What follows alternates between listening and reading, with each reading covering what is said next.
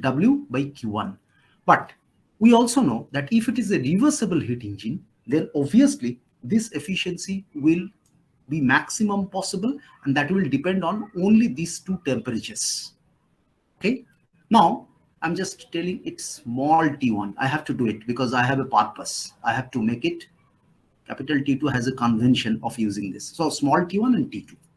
Now see what is the efficiency of this Carnot efficiency of this cycle.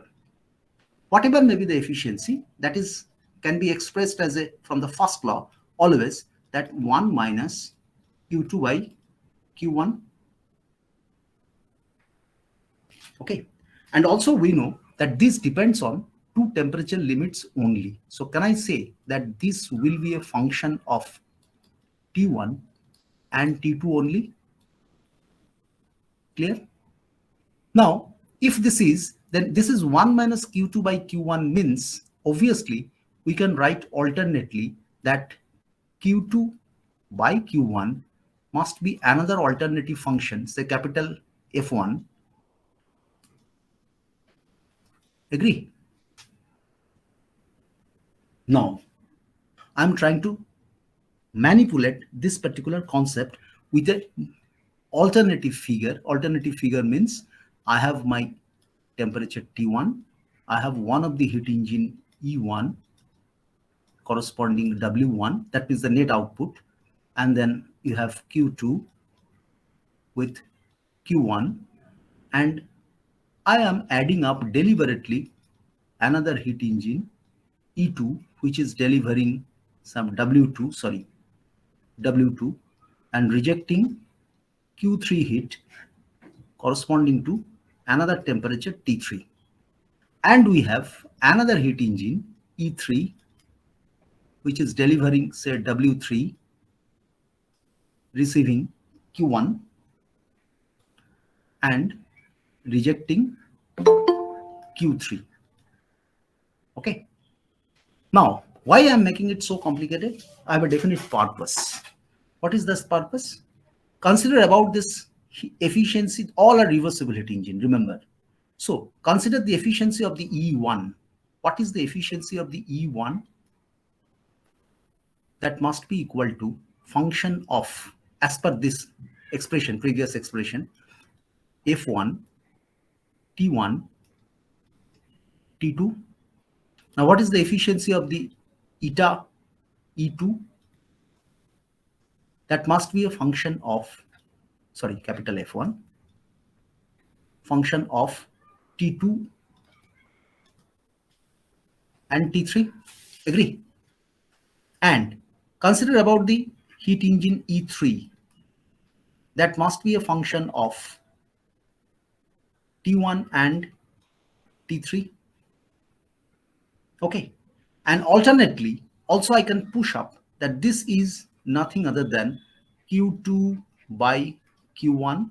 This is nothing other than Q3 by Q2. And this is nothing other than Q3 by Q1. Okay. If you agree, then you find out mathematically, can you say Q2 by Q1 is equal to Q2 by Q3 and Q1 by Q3. Can I write it? So the top one is basically a function of F1, T2, T3, and this one is a function of F1, T1, T3, and this must be a function of the same function of T1, T2. This is T2. Look into the expression. I'm doing some mathematical manipulation based on the conceptual side of efficiency of a heat engine depends on the temperature limits only.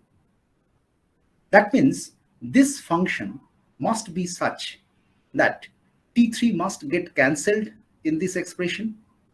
because Q2 by Q1 can be written as Q2 by Q3 by Q1 by Q3. Q2 by Q3, being the heat added and heat rejected by the engine E3, must be a function of F1, T2, and T3. Similarly, the Q1 by Q3 has to be a, ratio, the function of T1 by T3. And but finally, in this expression, being it is Q2 by Q1, following the same logic, it must have to a function of only T1 and T2. So what is the conclusion? This function F1 must be such a function that it will be in such an expression that T3 has to get cancelled in these two ratio, so that the Q2 by Q1 finally has to be an expression of another function, say phi T2 by phi T1. Agree? Because you have to have, because there is no other option. If the T3 has to be get cancelled, then the top function has to be finally converted as a function of T2, and the bottom function has to be converted as a function of T1. Now is the most important concept, what was done by Lord Kelvin. Here, what should be this function nature? That is an open option. But sometimes, the simplicity is the most brilliant, rather the assumption. What Lord Kelvin mentioned is that why not this function should be temperature itself? Because it has to be a function of the temperature T2 and corresponding T3. That means it's a function of T rather. Phi is a function of temperature, but if you put the value of T2, then it will be phi T2. If you put the value of T3, rather T1, the value will be phi T1. He proposed that put it to be, that means I can write it here, that Kelvin proposed phi T is equal to T. This is his definition. So I am putting capital T. This definition of capital T is the absolute thermodynamic temperature scale. So this expression comes out to be finally Q2 by Q1. Now I'll give you a text. Q2 by Q1, there is no more line, is equal to T2 by T1, where T1 and T2 are in absolute thermodynamic temperature scale. Just take a short note.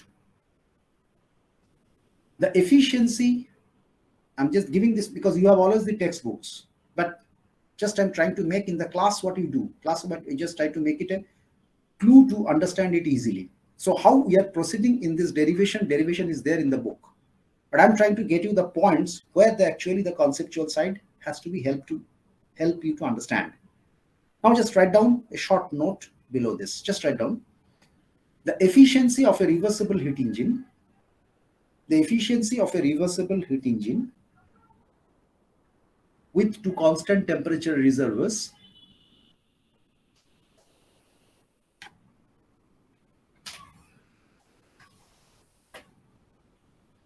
depends only on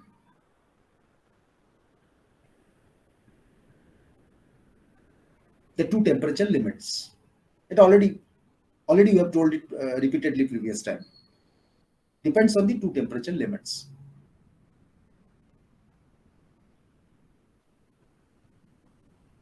Full stop. Also, we find out that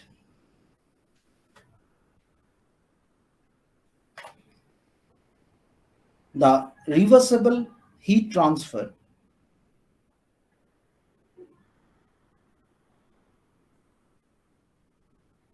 for a Carnot cycle, reversible heat transfer for a Carnot cycle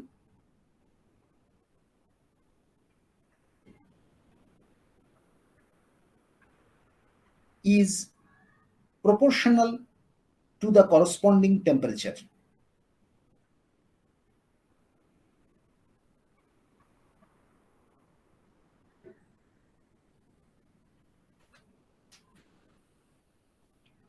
Lord Kelvin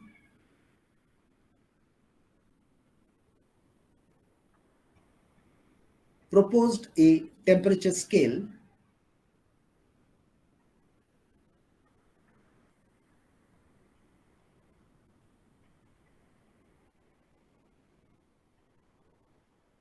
for which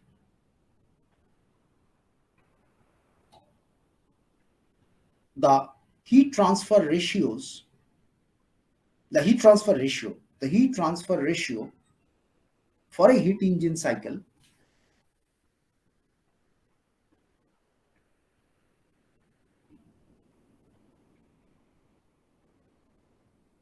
is same as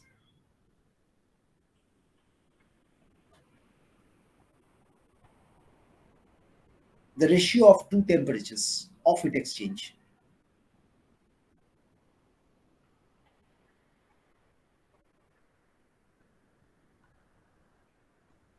Full stop. On the basis of this definition, on the basis of this definition, a new temperature scale evolves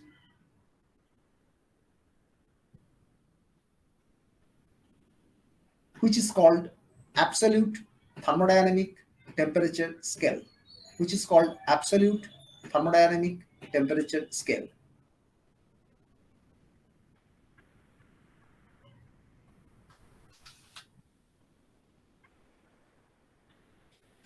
Okay. Now, on the basis of this definition, let's go to the next step, whether this absolute thermodynamic temperature scale can give some concept of absolute zero temperature, because we know from higher secondary knowledge also that there is a minimum possible temperature in this universe, but there is no such maximum possible temperature in this universe till date known. In future, something can something more different can happen. So let's see, according to the absolute thermodynamic temperature scale, what is happening. We are considering that there is a temperature T1, maybe one heat engine E1, it is getting some W1, then it is rejecting Q2 at temperature T2. So here the temperature may be T2.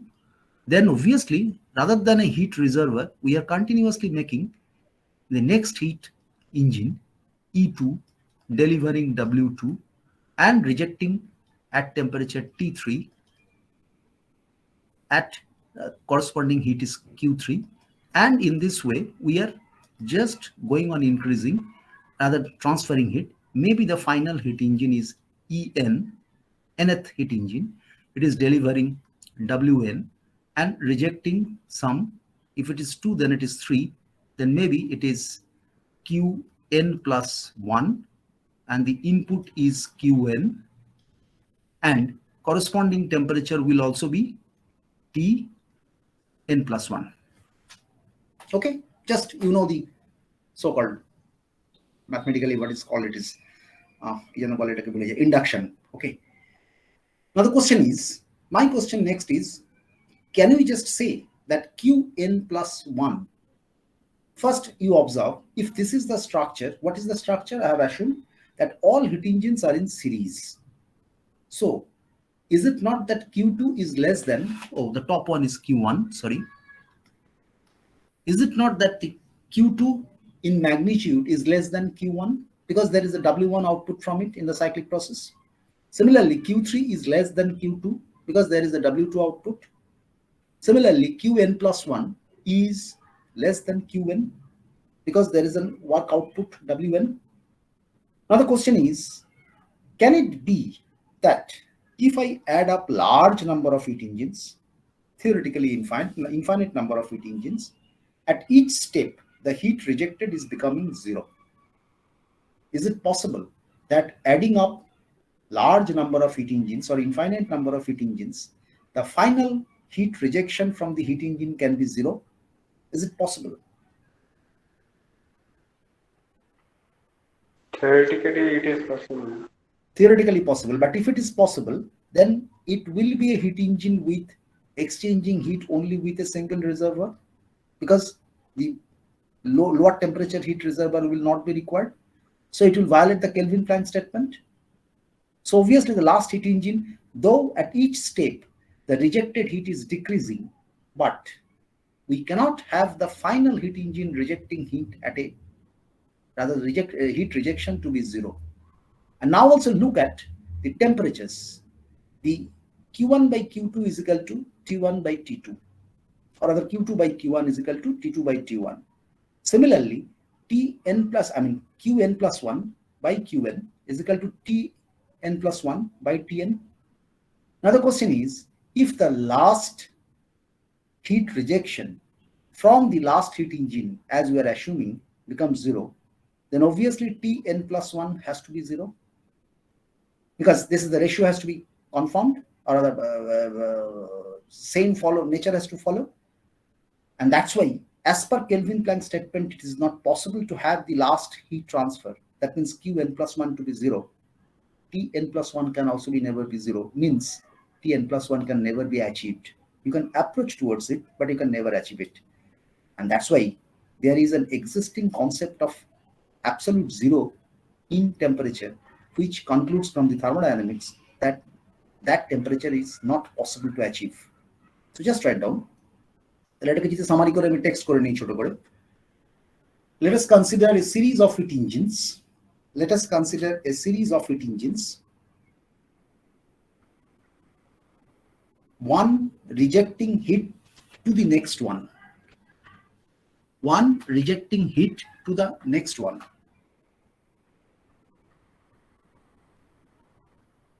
And in this way,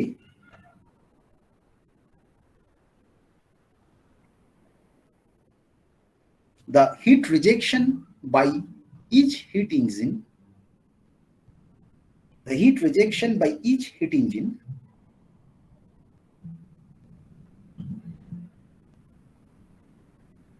is decreasing in the downstream side. Okay? Full stop. Theoretically, in this way, we may expect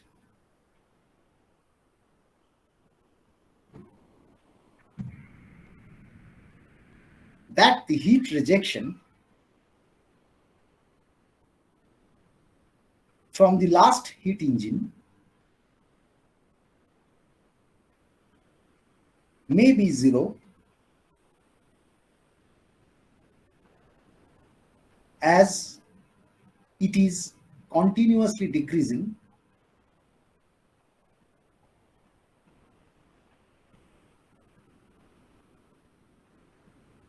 for the downstream heat engine in series.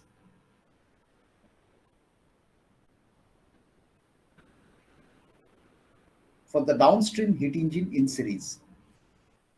However, next sentence, if it happens,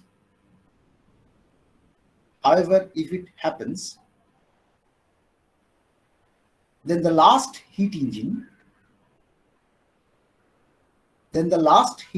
in series will violate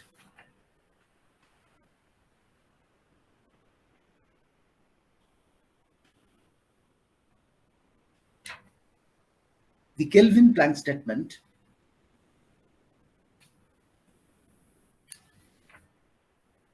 hence it is not possible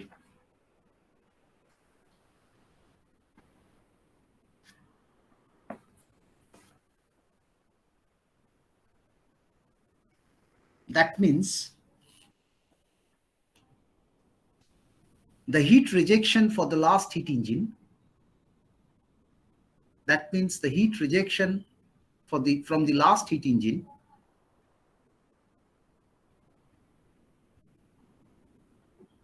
in series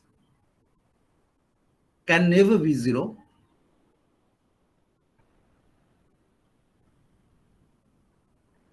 and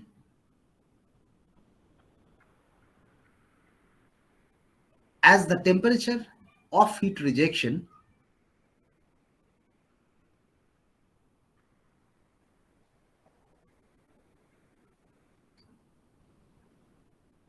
is proportional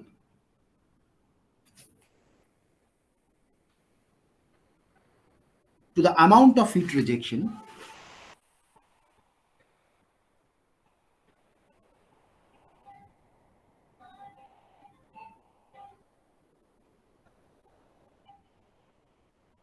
the temperature also can never reach the value of 0.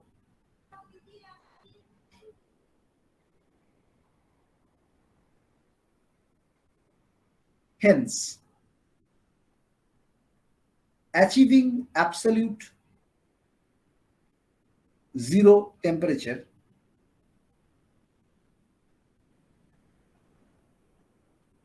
in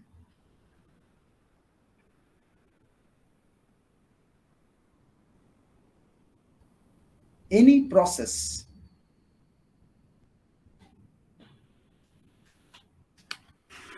is impossible according to thermodynamic principle. Okay. Any queries up to this?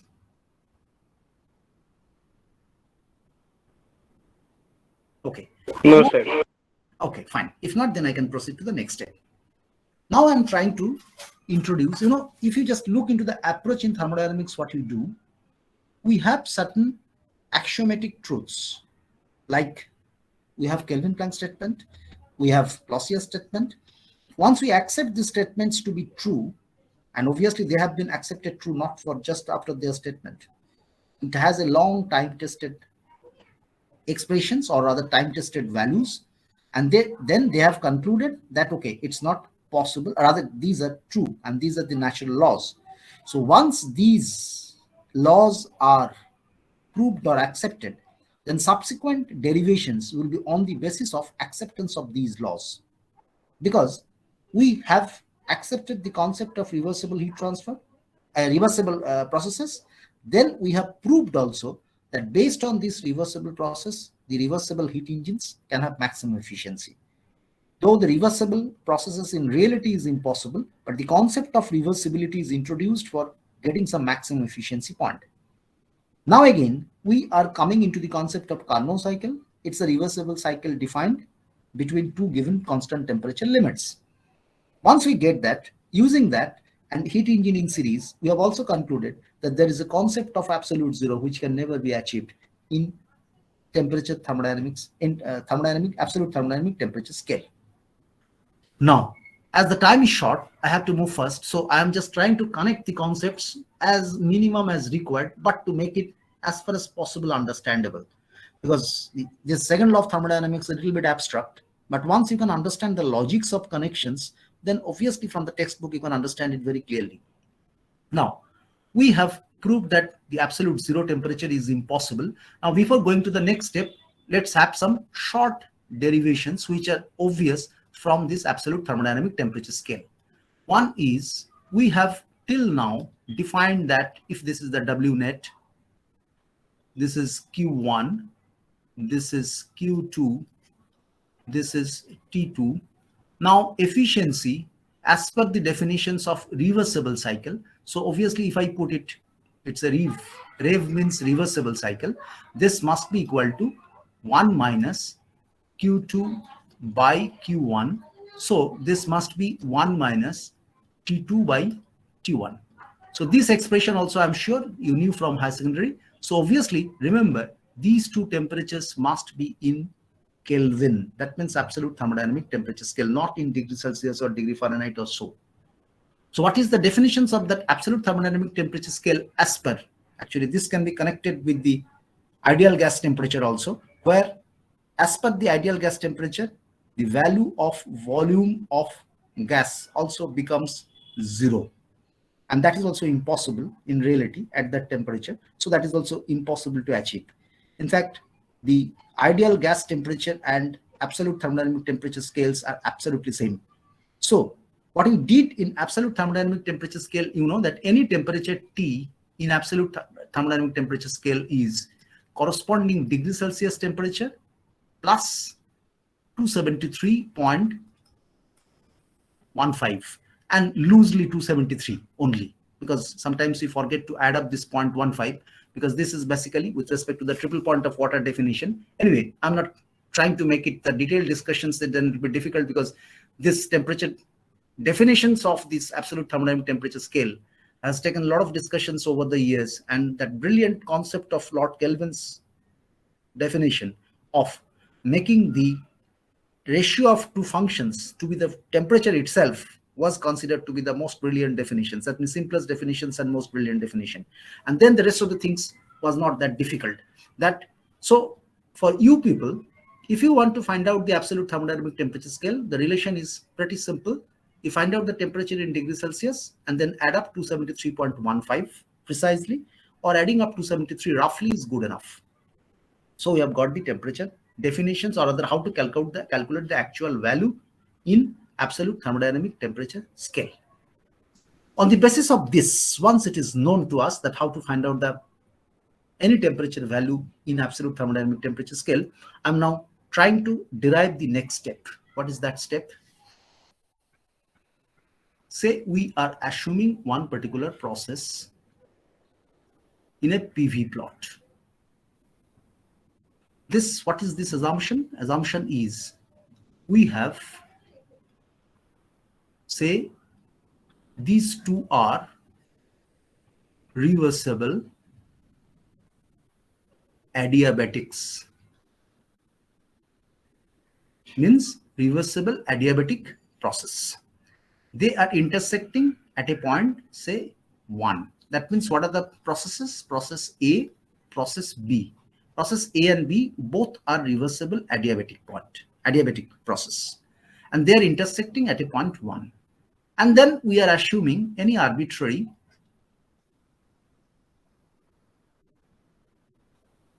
reversible isotherm. So this is a process C.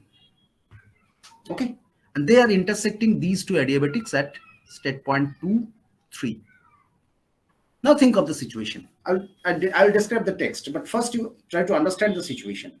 What you are assuming in a PV plot, we are trying to assume that the two reversible adiabatics, just as a text so let us assume that two reversible adiabatics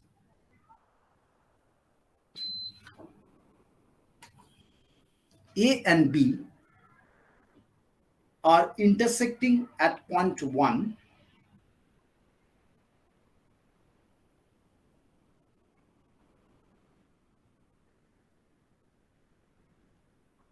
and another reversible isotherm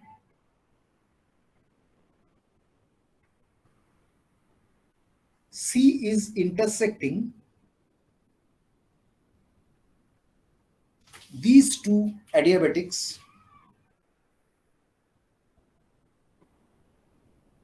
at state points 2 and 3.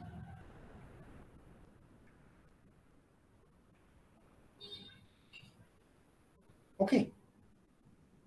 Then,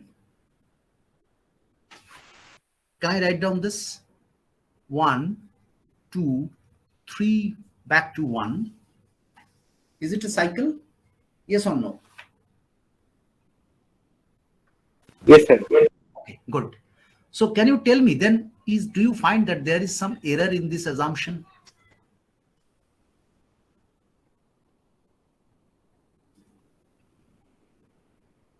Hint. What is hint? In a PV diagram, the area under the curve or area in a cycle represents the work done by the cycle. Okay. So what does this cycle represents, or rather this area represents? This is the network output from the cycle. Now the question is, if there is a network output, how many temperature of heat transfer is there?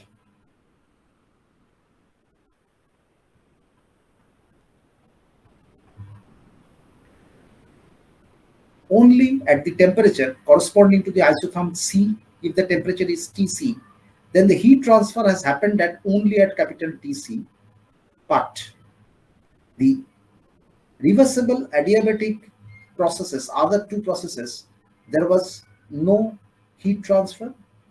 So obviously, what you can conclude that this is a cycle which delivers net work output by exchanging only with a single reservoir at temperature Tc. Agree? Is it possible as per Kelvin Planck? I'm text পড়ে দিচ্ছি. Is it possible as per Kelvin Planck statement? No, sir. So where is the wrong? Now think of If we assume that the two reversible adiabatics can intersect each other, then obviously geometrical constructions principle, any arbitrary isotherm can intersect these two. It can happen. So where is the assumption mistake? Mistake is not in the second part. That means a reversible isotherm can intersect two reversible adiabatics. But the mistake is in the first part when we assume that two reversible adiabatics can intersect each other. They actually can never intersect in each other. So just write down. In this cycle, 1, 2, 3, 1. In this cycle, 1, 2, 3, 1. There is a net work output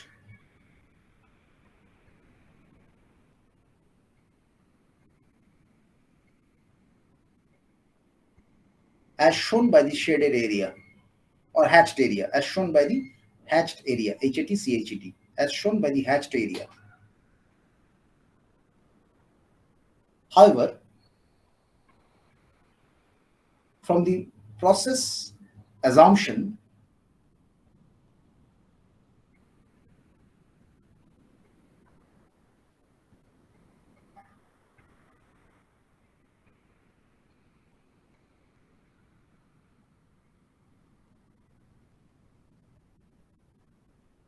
reversible adiabatics cannot have any heat transfer.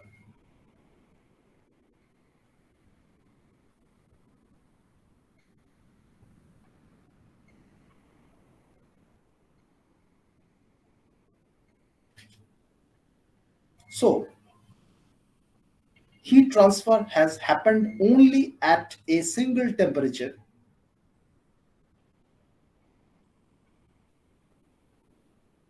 corresponding to the isothermal process C.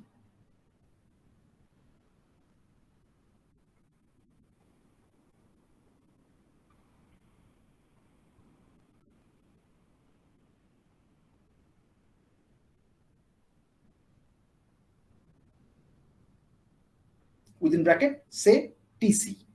So that corresponding temperature we are telling capital T suffix C.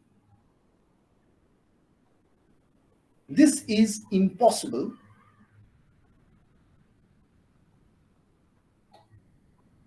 according to Kelvin-Planck statement,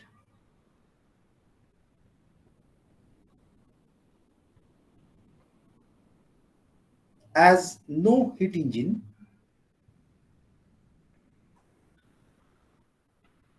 can deliver net work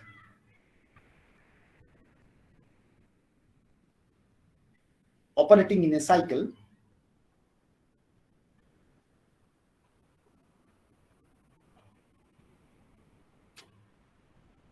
by exchanging heat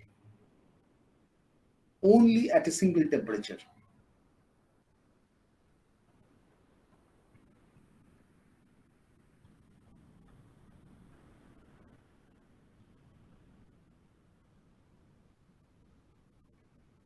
Hence, assumption of this cycle is impossible.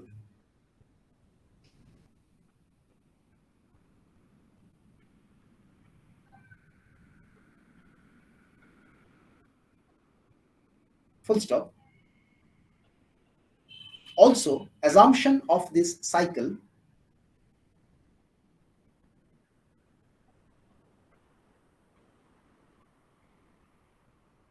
has two consecutive assumptions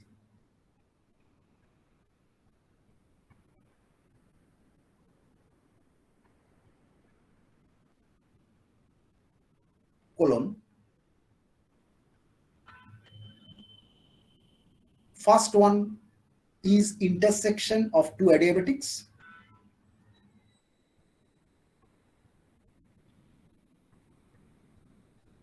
And then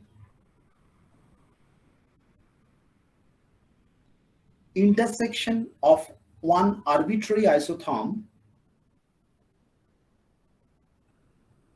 with these two adiabatics.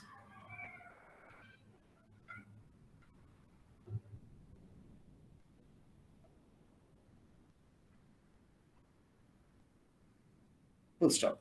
The second assumption is quite possible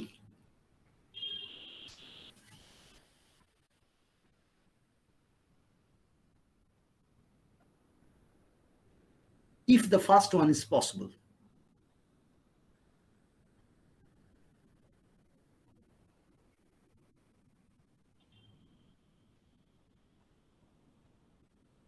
Hence, the assumption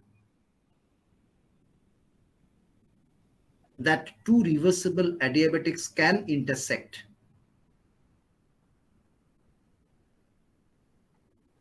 is impossible.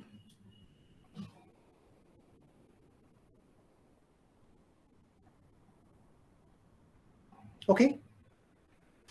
Now, in this approach, actually, we are very cleverly proceeding step by step towards a concept. You will just conclude when I come to the last concept, the last end of the steps, when you'll find out some definitions of new properties will come up. So the first definition is two reversible adiabatics cannot intersect each other.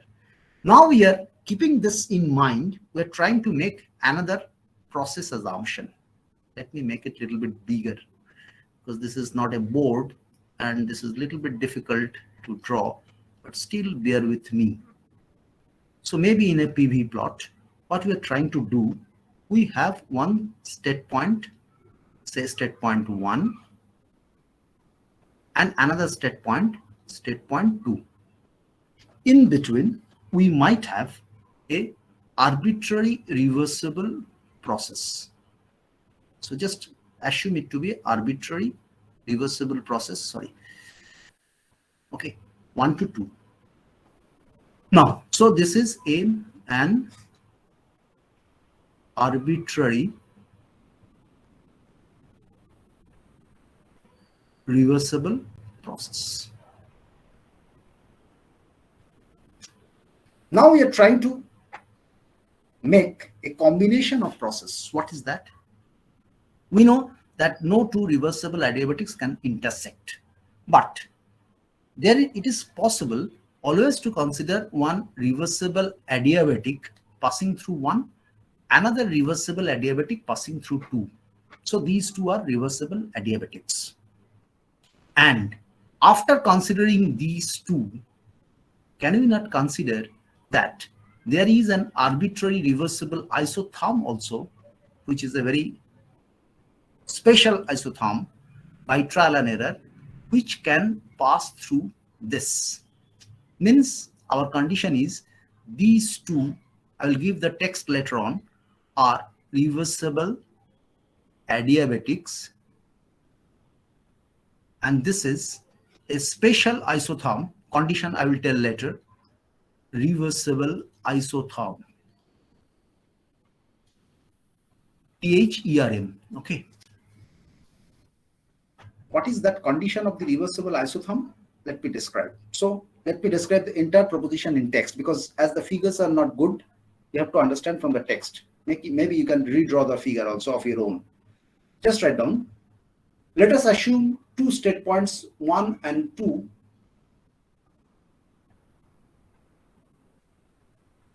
and an arbitrary reversible process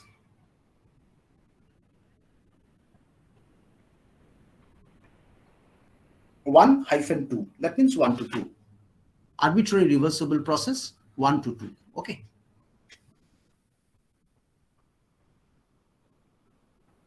Now, let us assume one reversible adiabatic passing through the state point 1 and another reversible adiabatic passing through the state point 2. This is my state point 2. So these are my two reversible adiabatics. Then we assume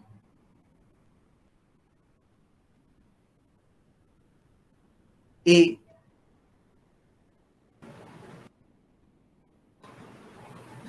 specific reversible isotherm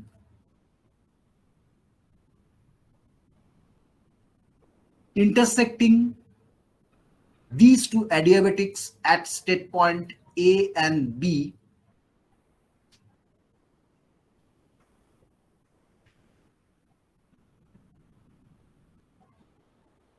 so that, here is the specialty condition, so that area under the reversible process 1 to 2, 1-2 is same as the area under the zigzag, ZIG-ZAZ, zigzag path 1AB2.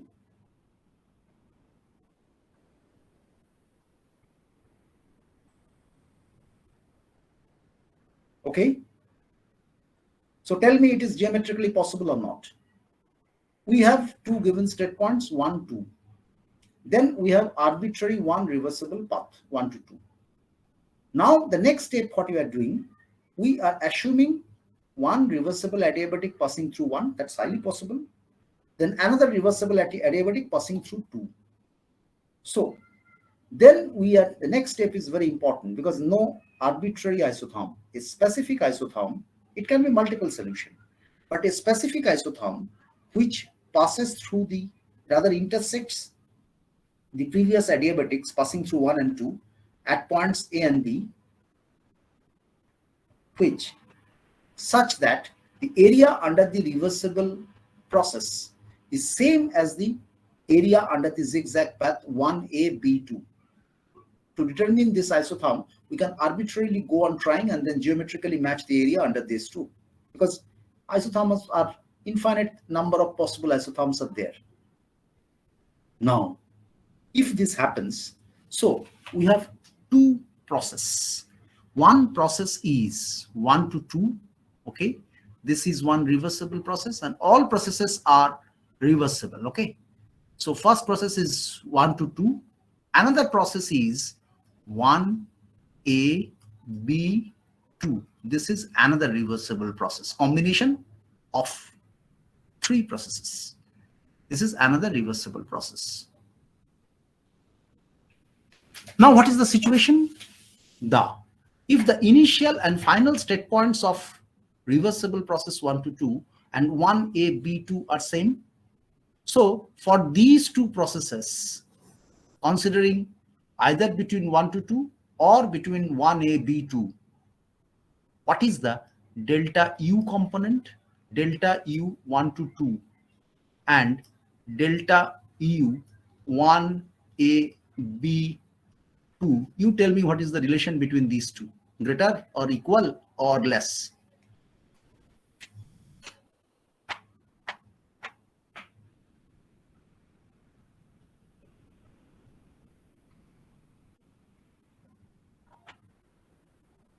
That means you are reaching from 1 to 2 either through a single process, 1 to 2 reversible process, or the combination of three processes, one adiabatic passing through 1, one isotherm intersecting 1 at point A, then the same isotherm intersecting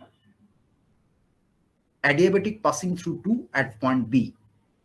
So we can reach 1 to 2 either by a direct reversible process, 1 to 2, any arbitrary, or finding out a suitable combinations of two reversible adiabatics passing through the end state points and suitably chosen isotherm, so that the area under the path 1 to 2 will be same as the area under the zigzag path 1A, B2. Okay, so we are comparing two processes. One process is directly 1 to 2, another process is the zigzag path 1A, B2. Now tell me, what is the relation between internal energy change of these two processes, separate processes? One is 1 to 2 directly and 1A, B2. Any response?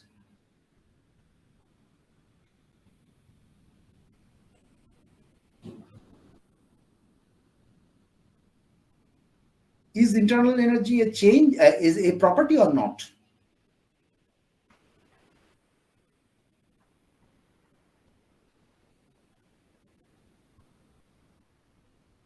Is internal energy a property or not?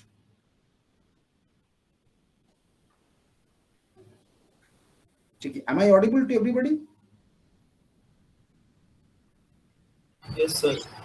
So is internal energy a property or not? Yes, sir. It is a function. It does not depend on path. Does not depend on path. So the change of internal energy must be same if the end state points are same, whatever may be the path. Here, what I have shown, delta U1 to 2, that means change of internal energy for the path 1 to 2, for which, what are the end state points? 1 and 2. And the another internal energy change I am showing through the zigzag path 1A, B2. But these two, though the paths are different, undoubtedly, we have got the same internal energy change because the end state points are same. So as internal energy is a property, these two must be same. Okay. The reason is internal energy, i.e. I'm writing short, is a property. Because property, never it will depend on the path, it will depend only on the end state points. Okay. Also, the area under the path 1 to 2 is same as the area under the path 1A, B2. So can I write W 1 to 2 is equal to W 1A, B2. This is at the very beginning, geometrically I've chosen the reversible isotherm in such a way so that the area under the path 1 to 2 is same as the zigzag path 1A, B2. If my reversible path changes, corresponding isotherm will change, but the isotherm can be made available so that the area under these two curves are same. So for the process 1 to 2 and 1A, B2, we have delta U 1 to 2 is delta U 1A, B2, and W1 to 2 is same as W1A, B2. Now, from first law,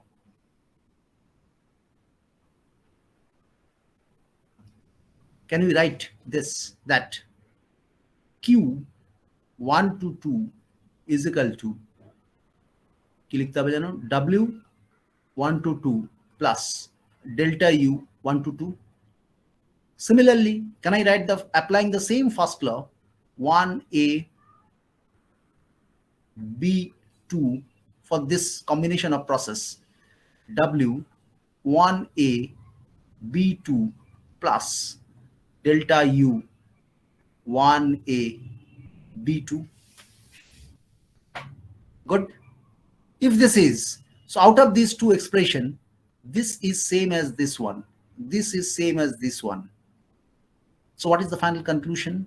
Obviously, Q1 to 2 must be equal to Q1A, B2. Agree? This is Q1 to 2. Means what is my conclusion? Representing any arbitrary reversible path 1 to 2 can be equivalently replaced by a combination of three processes. Two reversible adiabatics, text I'll give later, just try to understand, passing through the end state points, and a properly chosen reversible isotherm. What is the properly chosen condition? That condition is related to the so-called area matching. That means it's a geometrical matching of area under the path 1 to 2 will make the corresponding same area of 1A, B2 combination. So just write the text then after these equations. It is proved that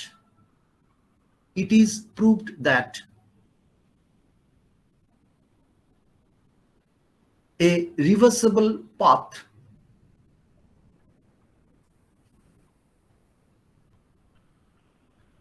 between two end state points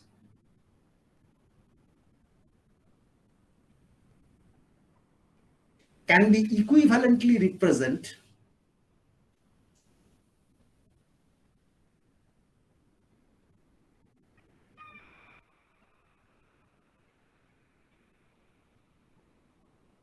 with two reversible adiabatics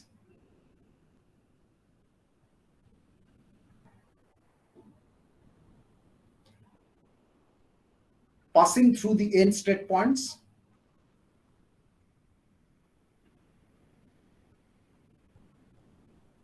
and a properly chosen isotherm.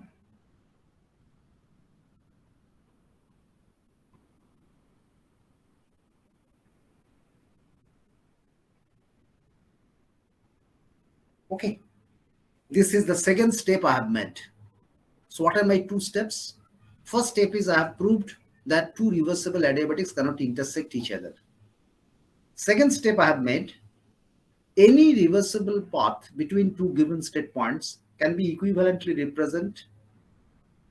Equivalently means what? Effects are same. Same amount of work transfer, same amount of internal energy change, same amount of heat transfer. That equivalently it can be replaced by two reversible adiabatics passing through the two end state points and a properly chosen isotherm. So with this two steps, now I'm going to a very important step. What is that? Now I'm considering about, I'm trying it a little bit bigger. You also draw it a little bit bigger because it's not board, unfortunately. I have to take some pain and you also have to. What I'm trying to do,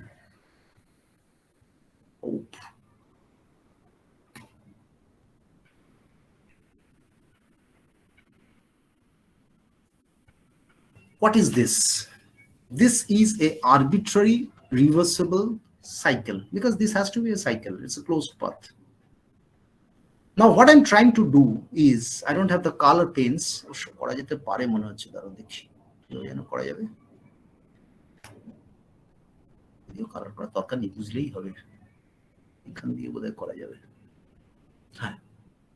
So I can choose initially say red lines. Now what I'm trying to do, I know that any reversible path can be replaced by two reversible adiabatics corresponding to the end state points and a properly chosen reversible isotherm. So what I'm trying to do, I'm just trying to make a reversible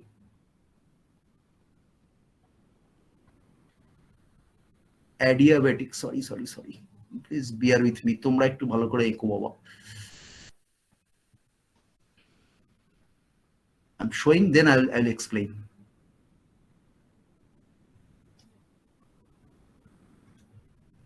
That means this line, please draw tangent with the most outside point. Okay, I have not been able to draw it perfectly, but you can draw it more perfectly rather. It is tangent to the most outside point. And then my next step, so what I have done, I've drawn some reversible adiabatic lines. So these red lines are all reversible adiabatic lines.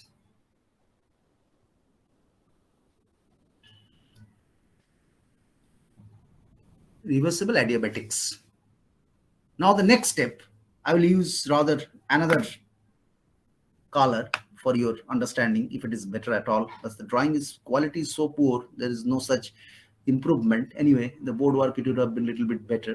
So maybe I can choose this color. Now I'm choosing those specific isotherms. When I connect, you will be understanding.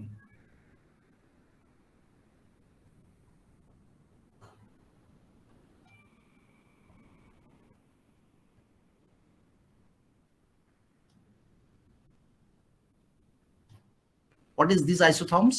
So this is at a temperature T1, this is at a temperature T2, this is at a temperature T3, this is at a temperature T4, and so on. Okay, so what is the situation now? Text will be given later, try to understand. I had a reversible cycle. Now I have converted this reversible cycle into, cycle means what? I have a closed path. Any segment of a cycle is a process between those two end state points So consider about this particular point. It has starting from here where it is tangent, this reversible adiabatic is tangent, and then consider about this point. So from this point to this point, between these 2 points, as if there is a reversible path. So can you not consider, because we have already proved that through the end state point, 2 reversible adiabatic and a properly chosen isotherm can be considered at T1. Similarly, consider about the bottom path, bottom part of the reversible path. Here also, the 2 ends, through the 2 end state points, we have 2 reversible adiabatics. Incidentally, these reversible adiabatics is intersecting, rather is common for this path and this path. That doesn't matter. But this path is also represented by 2 reversible adiabatics passing through these 2 end state points and a corresponding reversible isotherm. Means what? Means now I have, in this process, what I have done, I have made this reversible cycle into some large number of elementary cycles. Because look into the cycles, for entire reversible cycle has been represented by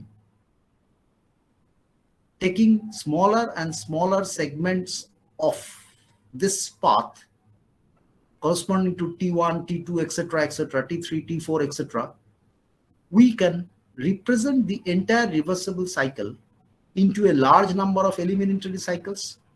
Because here at temperature T1, what will be the corresponding heat addition? If it is an elementary cycle or other differential small quantity, we can say that there will be a dQ1 because associated with temperature T1. Similarly, here will be the heat rejected will be del Q2, rather del Q2. Similarly, here the heat rejected will be del Q4 and the heat addition will be del Q3.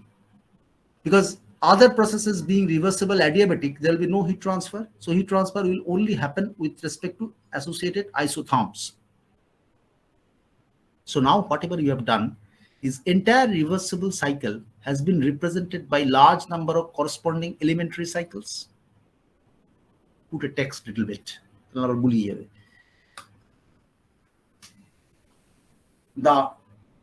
reversible cycle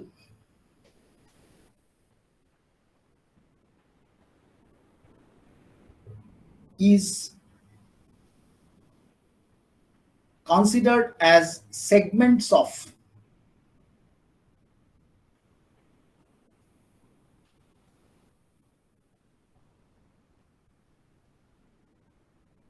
reversible paths.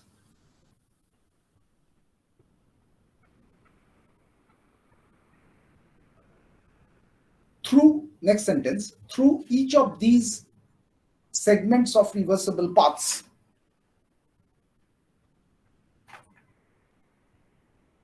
we consider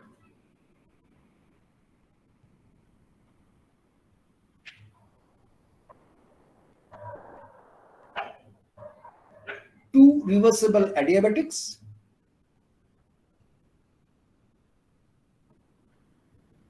and a properly chosen isotherm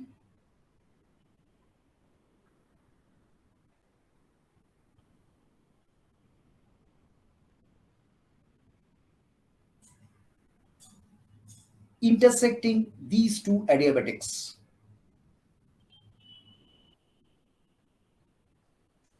So that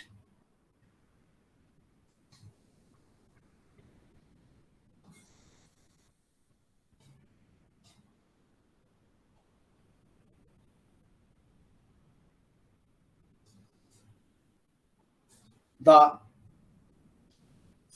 reversible path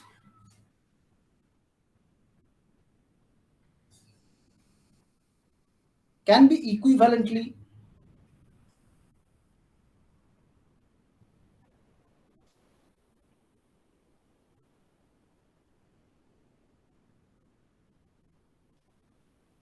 represented by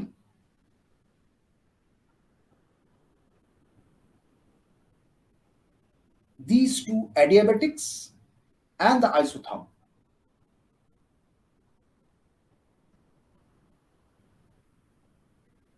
and the corresponding isotherm लिखो. One isotherm is a special isotherm and the corresponding isotherm.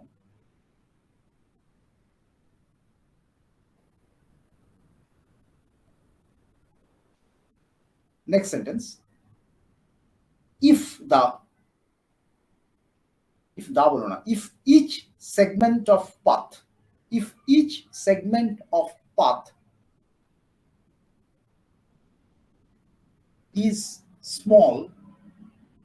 of small length, if each segment of path is of small length,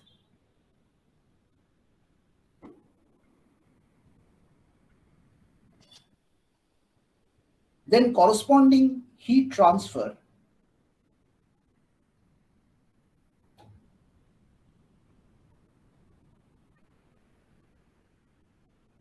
will also be elemental, elemental, that means small amount.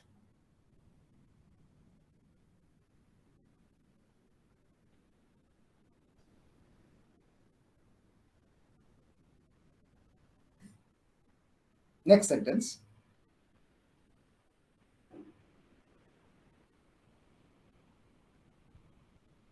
Considering the concept of calculus,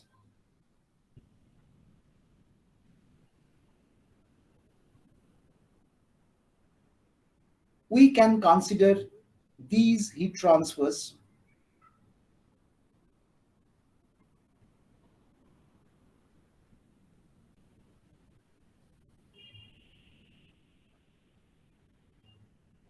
as del Q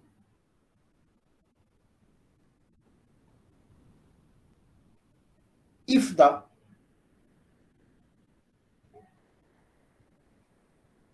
del Q बोले del Q bracket एक जिनिस लिखे no infinitesimally small amount of heat transfer. Infinitesimally IN FI NI TE SI MA double Y. Infinitesimally small amount of heat transfer. মানে আমি integrate করব আর কি, সেটা উদ্দেশ্যটা খুব পরিষ্কার. If the reversible path length is also small,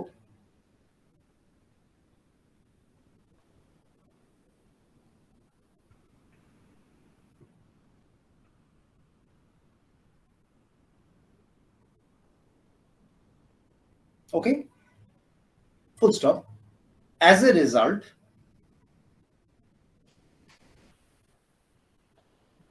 the reversible cycle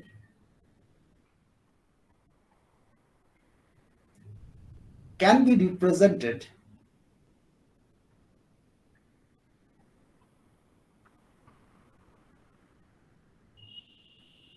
by large number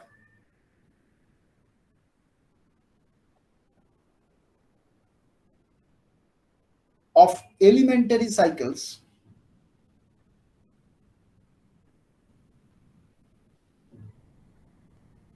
each consisting of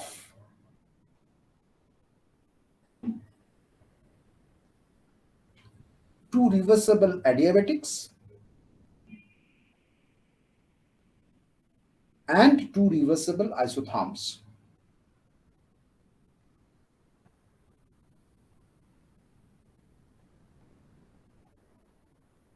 Okay, so I have made the framework. That means whenever we want to scientifically derive something, we initially have to make the framework. I have made the framework. Now I will find out one interesting conclusion. So think about the elementary cycle, say the first one. For the first one, it is obviously a Carnot cycle, though it's an elementary cycle. That means there is a heat transfer del Q1 at T1 and there is a heat rejection del Q2 at T2. And all these elementary cycles is finally equivalent to representing the arbitrary reversible cycle. Anyway, this is connected. That maybe you have already drawn. Anyway, so now find out the situation.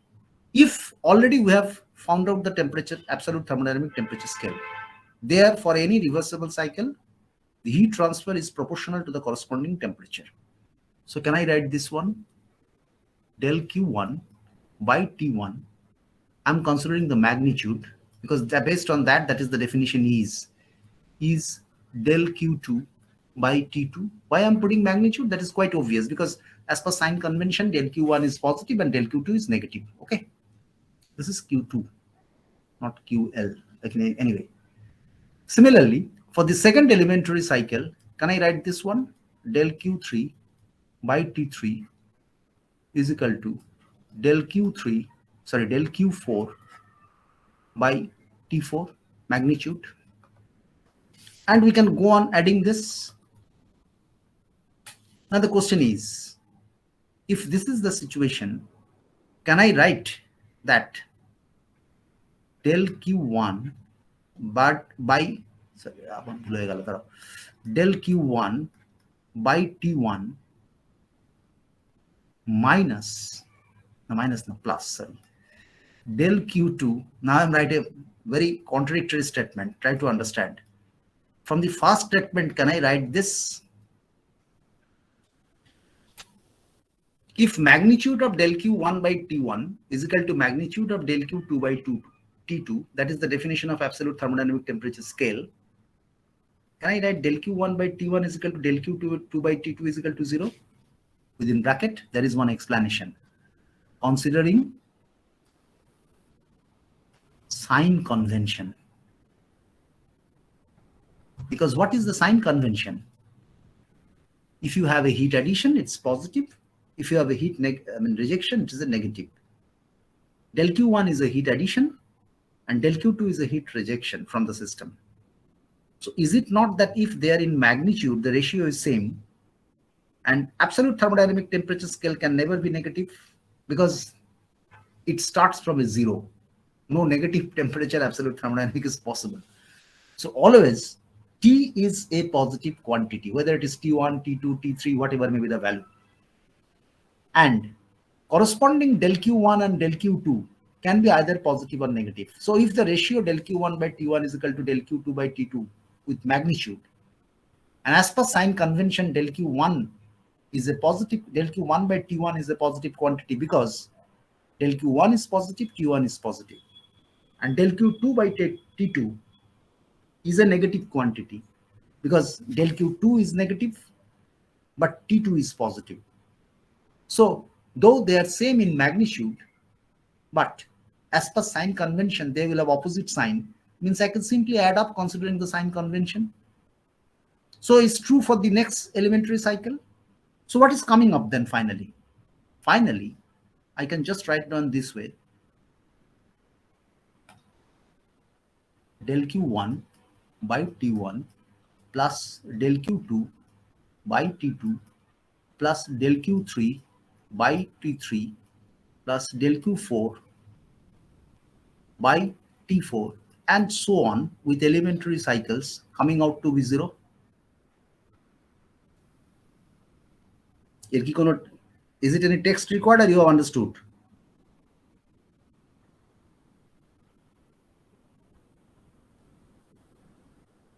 Okay, you have understood? Fine. So what is this expression? Del Q1 by T1 plus del Q2 by T2 plus del Q3 by T3, del Q4 by T4 up to all elementary cycles? Is it not? It's an indication of cyclic integral of del Q by T is equal to 0. Because entire reversible cycle has been made into equivalent elementary cycles. For each elementary cycles, heat transfer is del Q amount, either del Q1, del Q2, del Q3, etc., etc.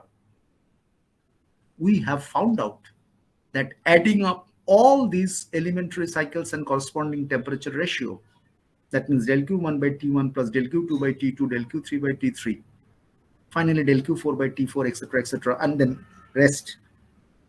What is the significance of this? Adding up all these elementary heat transfer corresponding to that temperature is indicating nothing other than cyclic integral of del Q by T. If it is, then what is the significance? Any response?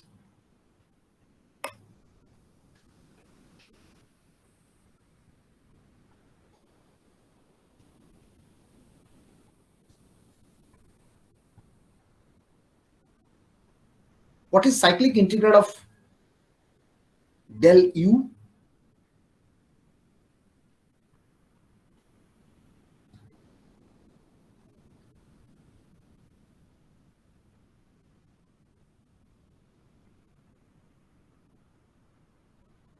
No response.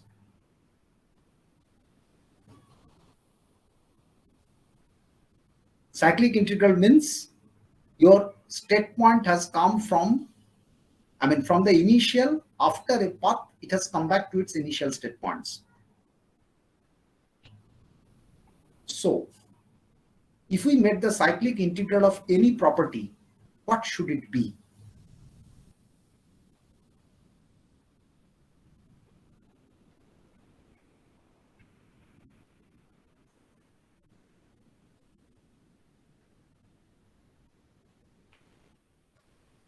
Tricky. No response.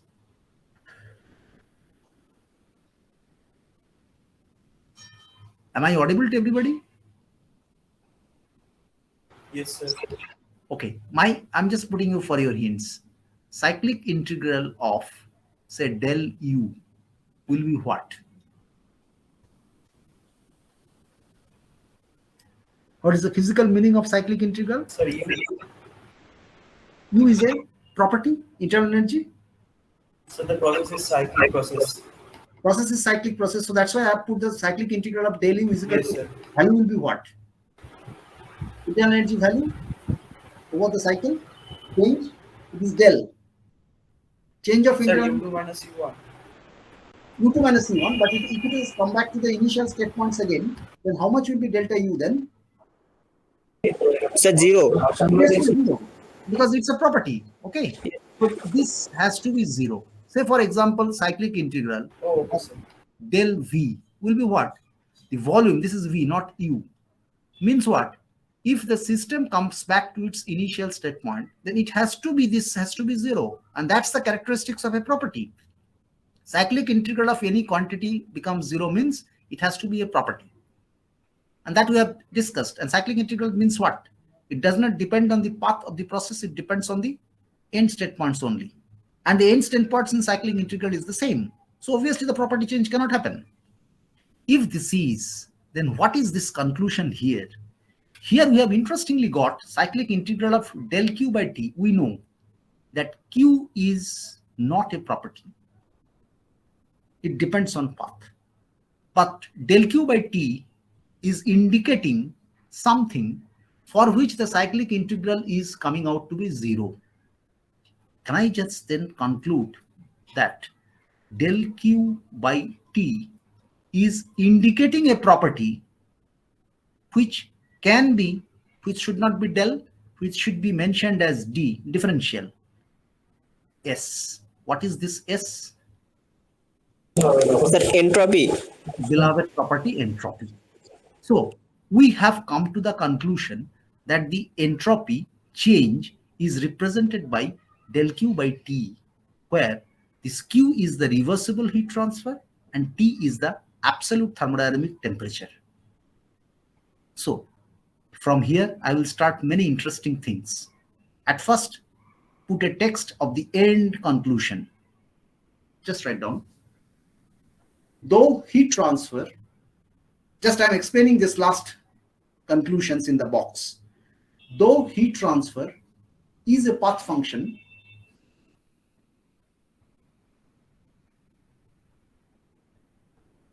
reversible heat transfer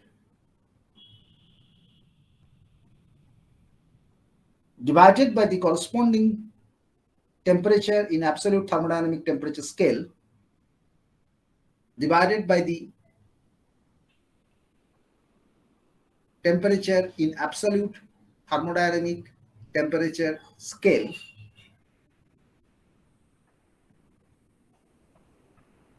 indicates a change of a property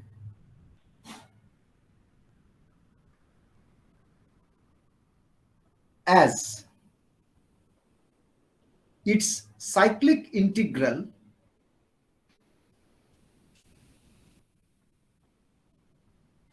is 0,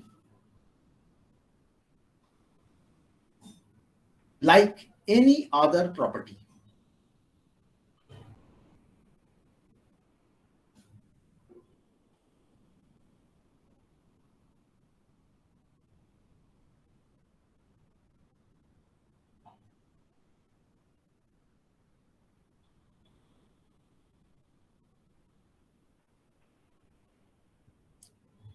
Hence, this property is,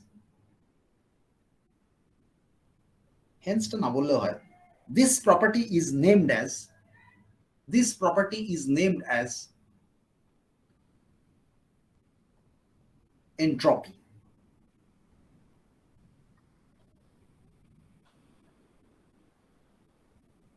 So,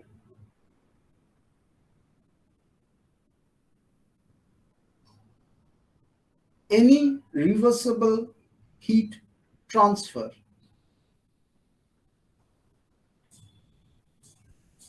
divided by the corresponding temperature at absolute thermodynamic temperature scale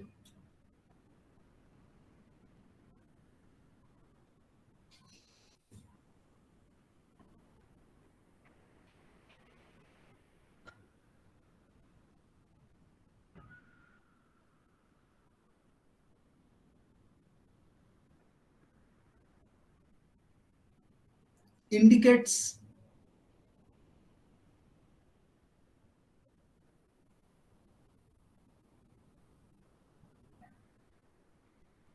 a corresponding change of a property named entropy.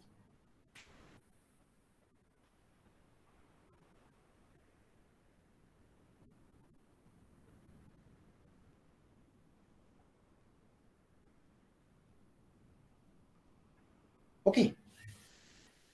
So we have defined the property entropy. Now we will try to make some interesting conclusions out of it. First is, let me go to the next paragraph, another next page. So what is our last page conclusion?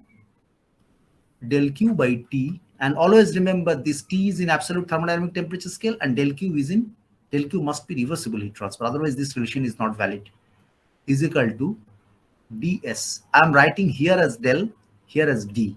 That also to be noted, because this is exact differential and this is non-exact differential.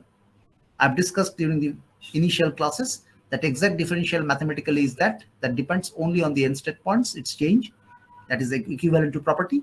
And this is exact different, in a non-exact differentials means depending on the path, this value will change. Okay. So let's have one by one different, evaluation. First is, if I make a cyclic integral of this one, cyclic integral korbo na darao, সেটার থেকে অন্যভাবে রুটে চলে যাই. Let me think over what should I do. Just 1 minute. I can go through this cyclic route, or it would be better to explain it in short.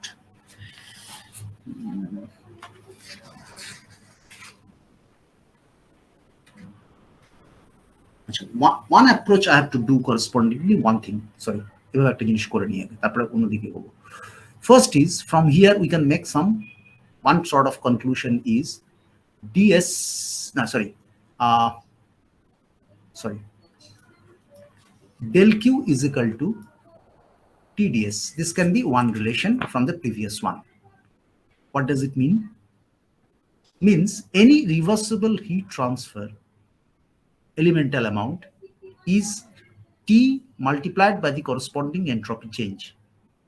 That means if I want to integrate it over initial state point 1 to 2, I can integrate here also 1 to 2. This means what? Means if you can have a plot, previously we had PV plots, but once we learn the T and entropy definition, rather the absolute thermodynamic temperatures and the S definition, so our plots can be against T and S. So now what is the concept? If you know the plot, say from initial state point 1, this is 1, sorry, this is 1, and this is 2, then what is the area under this path? Previously in PV plot, this area was representing work done. But here, comparing this, TDS is representing the corresponding reversible heat transfer, because integrating this means what? Q1 to 2. Always keep in mind that this is reversible heat transfer. Otherwise, this relation is not valid. So integration of del Q1 to 2 is what? This is integration of TDS. Integration of TDS is nothing other than this area. So this must be Q1 to 2. So what is the physical conclusion then? Number 1, just write down. Area under any reversible path of a process in a TS diagram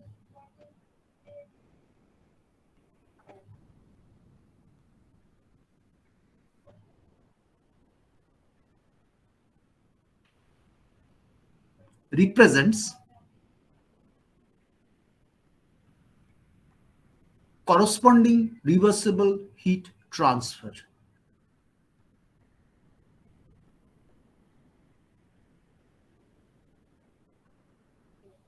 Like area under a PV plot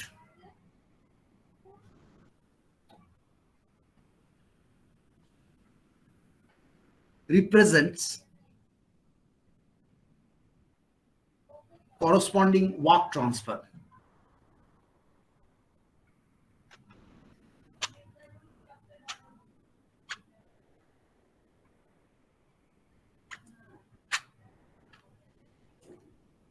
Okay, so once I have got this tool, that means graphical tool, I had my graphical tool previously for the work transfer, but for the heat transfer also I have got a new graphical tool by putting T versus S plot. Let me try to find out how the Carnot cycle looks like. In Carnot cycle, what happens is there is the temperature T1. I have to draw all the 4 processes. Heat transfer Q1. There is a, I assume that W1 is the work output. Heat rejected Q2 at temperature T2. And there is a work input W2. Okay. Now think of the situation. If I try to make a plot of on the TS diagram, how it will look like. So initially I will start the process with the work output. I can start with anywhere, but I can start the 1 to 2 process to be the work output process. So what is this work output? It is reversible adiabatic work output process. Now, if it is a TS plot, T in the y-axis and S in the x-axis, now how the 1 to 2 process will look like? It is reversible adiabatic process. So if it is reversible adiabatic, how much will be the heat transfer?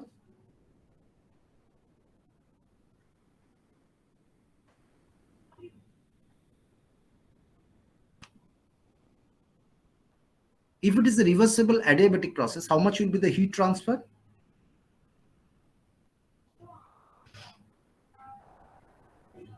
Zero. 0. And then in a TS plot, we know that the area under the curve represents the heat transfer. So in the TS plot, how should be the orientation of the TS plot to have a 0 area under it? How it is possible? If the line is Sir, if it is parallel to the y-axis. parallel to the y-axis or vertical to the x-axis. Good. Now you tell me if it is a reversible work done. Very good answer. If it is a reversible work output, then the temperature should decrease or increase.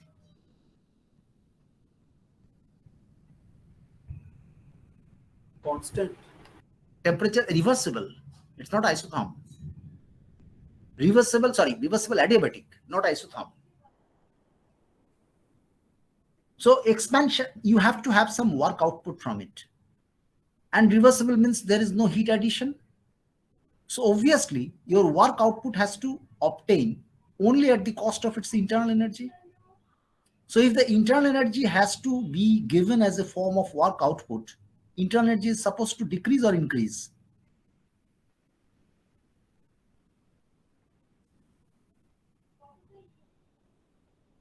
Say increase. You are giving your work output at the cost of its internal energy. So internal energy of the system is getting converted into work output during the reversible adiabatic work output, because there is no heat addition during the reversible adiabatic process, but you are Yes, sir, giving work decrease. output. Yes, sir, decrease. So decreases, okay, clear to, no confusion nahi to. So if the internal energy decreases, then temperature should what? Should it decrease or increase?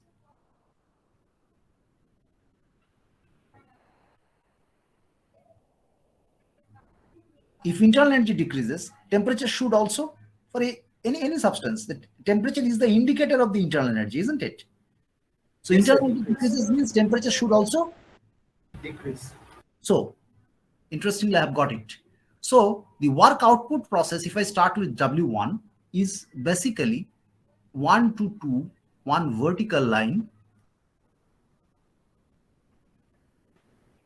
where I have got the W1 as the output. Okay, and this represents the line because there will be no area under this path 1 to 2 because it is reversible adiabatic process. And as there is any work output, obviously temperature has to decrease. Now, next process is the heat rejection. This is isothermal process or isotherm. So obviously temperature will remain unchanged during this process. So tell me, what will be the situation of this? Next process, it will be temperature will remain unchanged, but entropy will decrease or increase if there is a heat rejection from the system.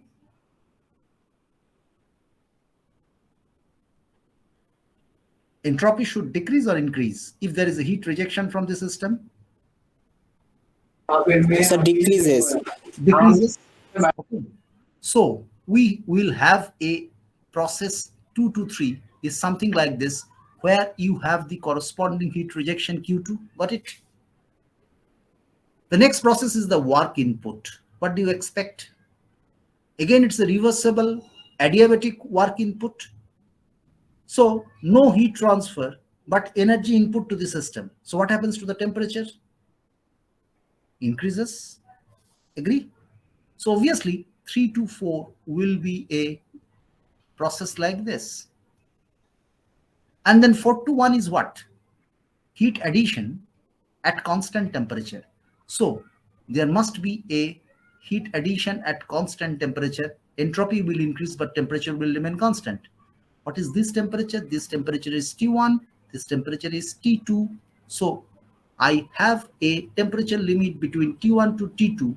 And as per the convention, how much is the heat addition under this path 4.1? So what area under this path 4.2.1 complete area? And what is the heat rejection amount? Area under the path 2 to 3. Though this is heat addition, positive, but magnitude is represented by the area under this path. Similarly, the area under this path 2 to 3 is represented by this area. So the net work output is represented by which? This area minus this area. That means the area under the path 4 to 1 minus the area under the path 2 to 3. What is this net area? Net area is this one. And this one is W. কি বলবো? W net. Okay. And also, what is the efficiency expression of the Carnot cycle? 1 minus Q2 by Q1, and that is, sorry, Q2 by Q1, and that is nothing other than 1 minus T2 by T1. Got it? So we have got the corresponding expressions of Carnot cycle related to its absolute thermodynamic temperature scale.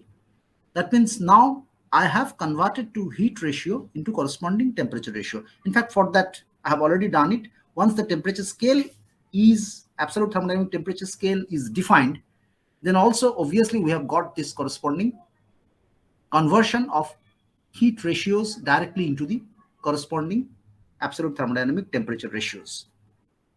Good. Now the next one. Up to this, any queries? No. So what I have done here basically, I have done the representation of the TS diagram and the significance of TS diagram. I have tried to find out. As per definition, del Q by T is equal to ds. So del Q is equal to T ds. And that means if we plot T versus S, then the area under the process path will represent the corresponding reversible heat transfer. And using that analogy, we have plotted the Carnot cycle process in a TS diagram, and we have found out that the area, we have identified that process, this process in TS diagram, this cycle rather in TS diagram, will represented by two vertical lines representing the corresponding, what is this? Let me complete it. This is basically the W2,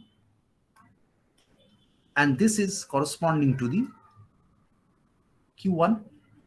So we have two vertical lines corresponding to the work input and output with corresponding temperature reduction or temperature increase. We have two heat addition process where the temperature remains constant but the entropy increases. And finally, we have found out that the area within this box, it is expected it will be rectangular, not always square. It will be a generally rectangle shape.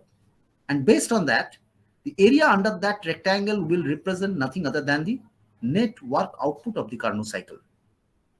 So this analogy will be useful for us. Then next step. In the next step, what we are trying to do, any queries up to the previous slide? I guess no. Okay. I can proceed now? Fine.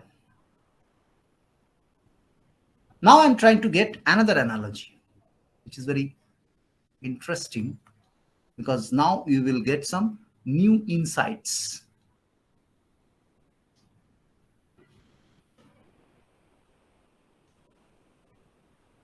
You see, the concept of heat engine is so important that we are getting so many things out of it.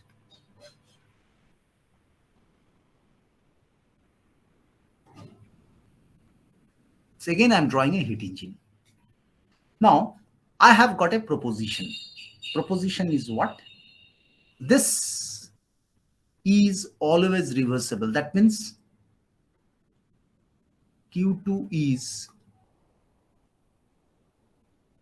always reversible and Q1 may or may not be reversible. So I have made a deliberately, purposefully another assumption.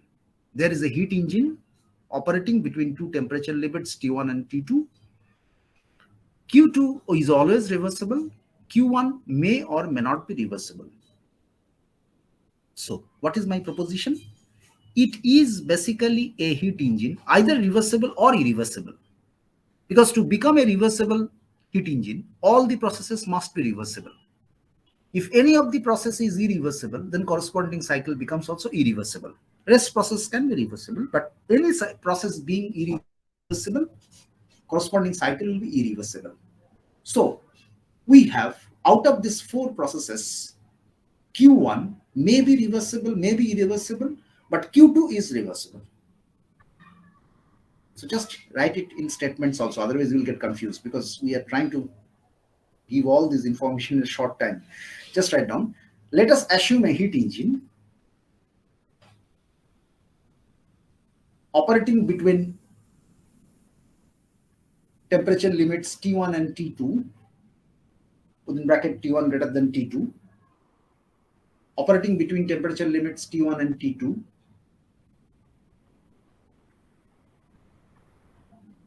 within bracket T1 greater than T2,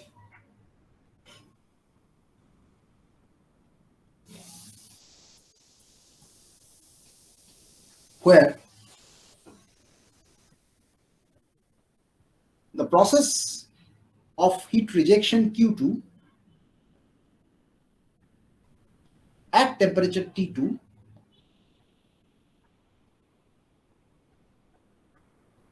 is always reversible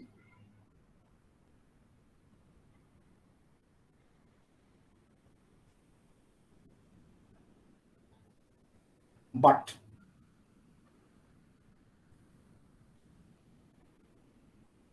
the heat addition Q1 at temperature T1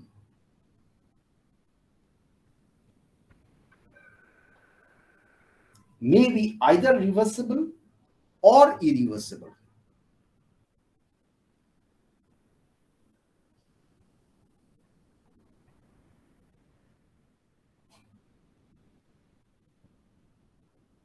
Full stop. Hence, we are considering two different heat engine cycles. Hence, we are considering two different heat engine cycles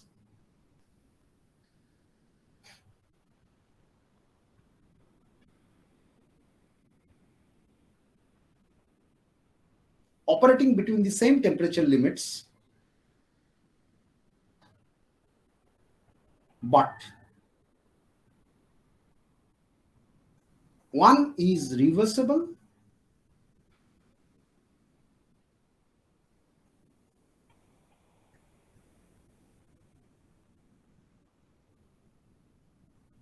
and another is irreversible.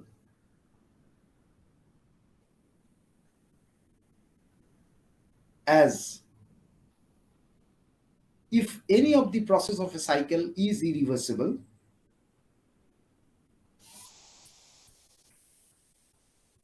then the cycle becomes irreversible.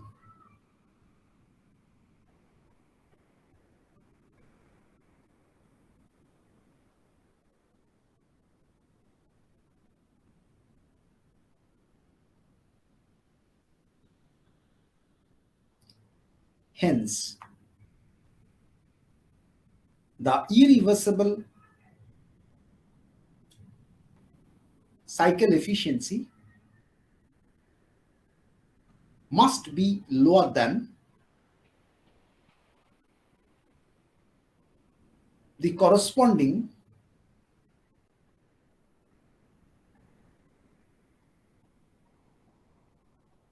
cycle efficiency of the reversible cycle.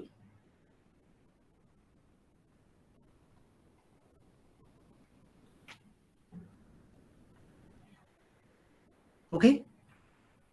So I have made a story, and always, as you have just learning that in second law, first law it was not that much obvious or rather that much critical, but in second law, as the concept is a little bit abstract, we have to go through a logical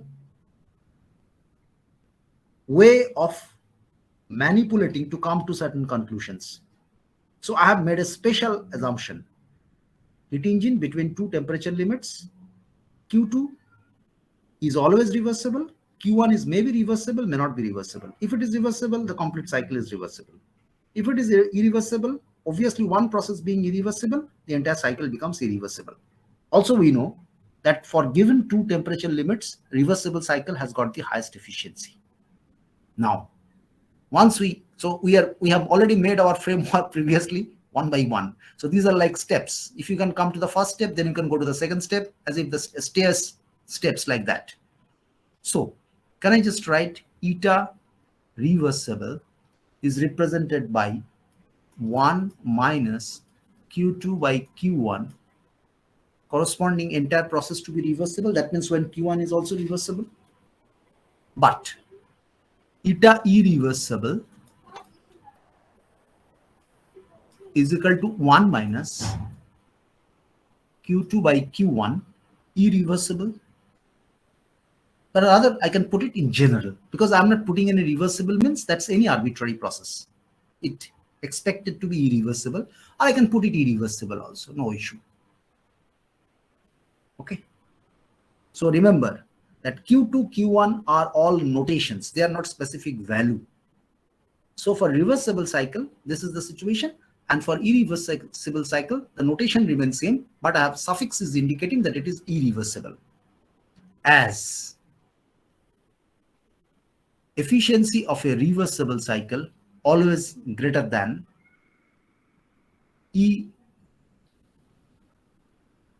reversible cycle, I'm putting it greater than equal to, in a sense, if it is rather than, in that case, I should not put it irreversible. I'm simply putting eta. That means any arbitrary efficiency for the same temperature limit, when it will be equal, when this is also reversible. When it will be less than, when it is irreversible. So the general relation without putting irreversible is something like this.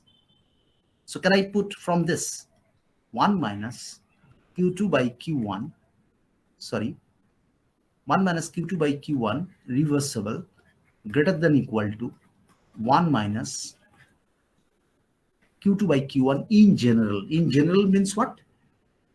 Either it can be reversible or can be reversible. When reversible, equality sign is valid. When irreversible, non-equality sign is valid. Okay. So can I put this? That means Q2 by Q1 reversible less than equal to Q2 by Q1 in general. Okay, because it is 1 minus, so minus quantity. So obviously if it is greater, so it will become less. Now, what is the significance of this quantity Q2 by Q1 reversible? That can be represented by T2 by T1. If both processes are reversible, Q2 and Q1, then it can be replaced by T2 by T1. This must be less than equal to Q2 by Q1. This means you can represent as, what is that? Q2 by T2 greater than equal to Q1 by T1. Okay. Now, if I make it the differential quantity, I'm making differential quantity deliberately, just because to purpose of integrating and finding out for the cyclic value rather than a finite value. So I can represent this equivalently to be del Q1 by T1 is less than equal to del Q2 by T2. Now, what is this significance of this del Q2 by T2? Because del Q2 is always assumed to be a reversible process, means this must represent the corresponding change of entropy. So ds, you can write continuously, but I am coming here just to save the space. Can I write ds greater than equal to del Q by T? Why I am putting rather than del Q1 by T1? Because my del Q1 and T1 are two arbitrary heat transfer process, which is either reversible or irreversible.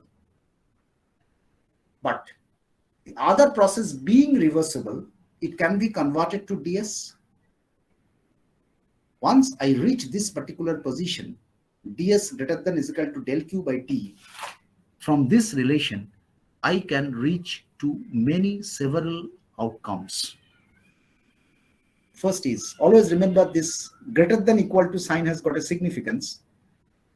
Equal to sign is valid for reversible process and greater than sign is valid for irreversible process. So what is my situation here? I will start from this relation and I will conclude some one after another. What is that situation? First, if Q, heat transfer, is equal to 0, del Q is equal to 0, what is the condition then? My ds will be greater than is equal to 0. Means what? Without any heat transfer, even the entropy can increase. Or in other way, entropy, it is greater than equal to 0 means when equal to sign is valid, when it is reversible. So if it is a reversible process, without any heat transfer, no entropy can increase. But if it is irreversible process, even without heat transfer, entropy can increase. Why it happens? Go back to the dissipative effects. The dissipative effects will increase the entropy without any corresponding heat transfer also. So the first conclusion, just write down. For any reversible process without any heat transfer,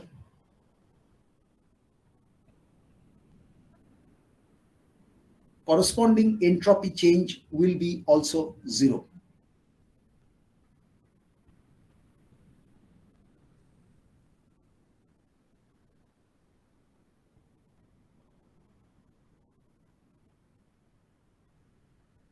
However, for irreversible process,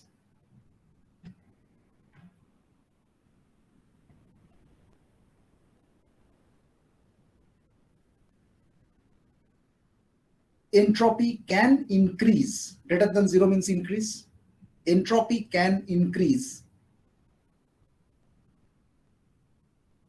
even without any heat transfer. Even without any heat transfer to it.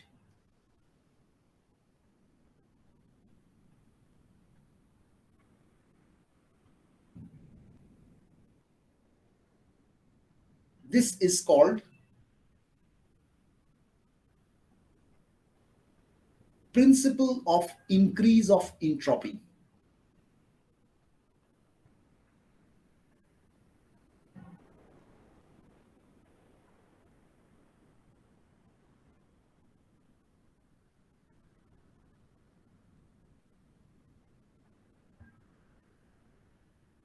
And this increase is due to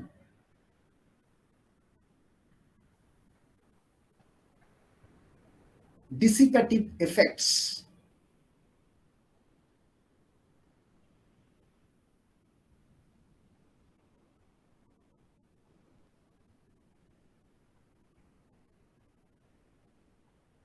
present in real processes.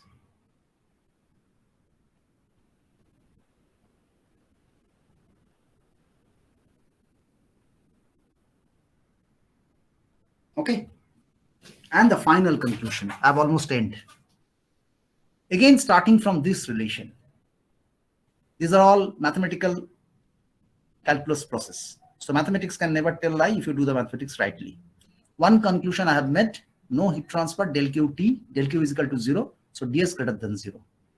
Another conclusion from this starting point, you can just write this equation and then you can put cyclic integral on both sides. That means I'm finding out the cyclic integral on this both differential quantity. Mathematically, I can always do that. So what is the relation coming up? Cyclic integral of ds is equal to what? 0, because entropy is a property. So my conclusion is cyclic integral of del Q by T is less than equal to 0. And what is the significance? There are two options. One option is cyclic integral of del Q by T is equal to 0. This option means what? Corresponding process is reversible process. Okay. So this is corresponding to reversible process. I don't have much of space, but you have the space maybe. And the second option is cyclic integral of del q by t less than 0. This means irreversible process.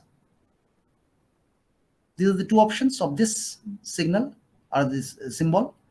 And another conclusion is cyclic integral of del q by t greater than 0 is impossible. In fact, POSSIBL, impossible.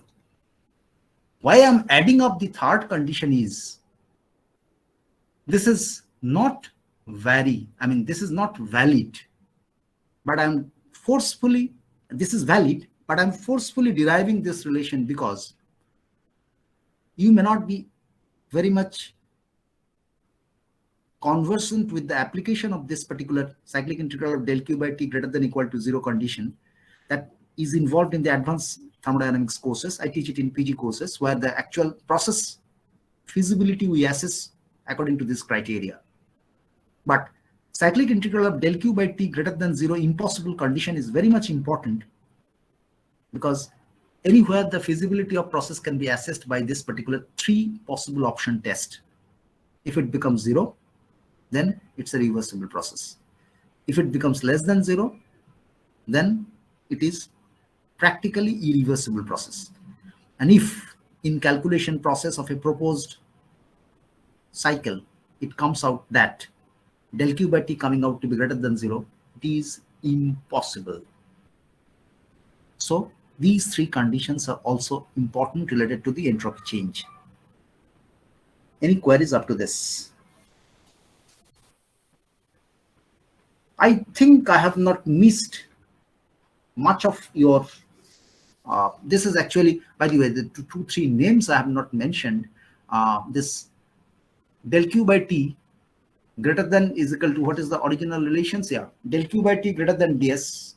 This I put the cyclic integral then later on. That means the original condition was del q by t less than equal to ds. This is called Clausius inequality. এই নামগুলো বলতে ভুলে গেছি তাড়াহুড়োতে। CLAUSIUS, Clausius inequality.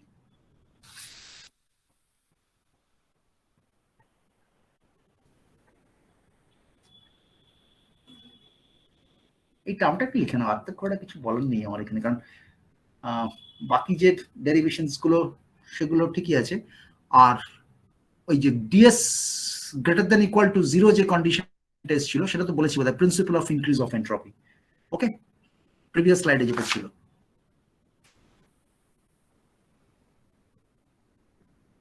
DS greater than is equal to 0 টা কোন স্লাইডে derive করলাম বলে গেলাম। DS greater than is equal to 0, yes এই এখানেই তো করেছি। হ্যাঁ, এই যে এইটা কোথায় যেন বলে, এই জায়গাটায় এখানে লিখে নাও, principle of increase of entropy. এগুলো নাম আর কি, চেষ্টার কিছু না। But these names are sometimes referred in question. That's why you have to understand which name is given to what. Any queries up to this? If not, I'm really thankful to the students who have cooperated or attended this particular class, because the situation of university is rather the decided academic schedule, etc., is beyond our control, neither in my control, neither in your control. To do 2.5 months for a semester becomes very difficult to cover up the same syllabus. Unfortunately, the victim will be mostly students, but I have tried to make as much possible as coverage in the subject which is most required. Obviously, in the syllabus, there are some more important other issues, like applications of these thermodynamics areas up to first law and second law. There are certain practical applications like heat engine cycles, real life heat engine cycles, how they look like, Brayton cycle, Otto cycle. These usually we teach in previous years, we taught it. But unfortunately, this year we may not be able to derive those things. We don't have time. So as we have discussed with my co-teacher, that maybe we have to confine within first law and second law, at least these two has to be covered completely. And I, in my short time availability, I guess that I have done good justice to the second law also. But if we would have much longer time, we could have done it with little bit more explanation. And unfortunately, many of the students are deprived. But honestly speaking, if the students don't join in the online class even, I cannot do anything. But maybe certain constraints are on with the students. So what I will do actually, tomorrow I have a little bit busy day. I have an outside lectures and other things. I will try to send the problem sheet, and I decide that existing problem sheet is a bit difficult, but its difficulty is not that issue. If you just try to solve that problem sheet on 16th, I will mostly discuss on the numerical problems, and at the beginning little bit about the second law applications on the gas, because second law applications on steam, as I have mentioned, is not required, because any entropy change in the steam table previously you have studied with understood the meanings of enthalpy, meanings of internal energy, meanings of temperature, pressure, etc. But the last column was theoretically, maybe you can understand the entropy properties known from your higher secondary, but from the engineering perspective of how entropy is looked into, that was not known to you. But now after this class, you can have the feeling of what is the meaning of the last parameter in the steam table, entropy. So any second law process of steam will be calculated from the property tables and charts only. But the gas laws has to be correlated with the equations of the entropy equations. And last equations I have to put, just simple. From the first law we have Q is equal to delta U plus W. In the differential form, what I can write, del Q is equal to du plus del W. Now, how we can represent this del Q? TdS du plus del W. Okay. So this is called first TdS equation. Here you see the how this is called combined first and second law. Then another expression can be H. I'm starting from H. H is equal to U plus PV. So dH is equal to du plus PdV plus VdP. What is this quantity? Is this one? So can I just write dH is equal to del Q plus dP? Means again, what is this dQ? dQ is equal to TdS. So TdS is equal to dH minus VdP. So this is first equation was TdS is equal to du plus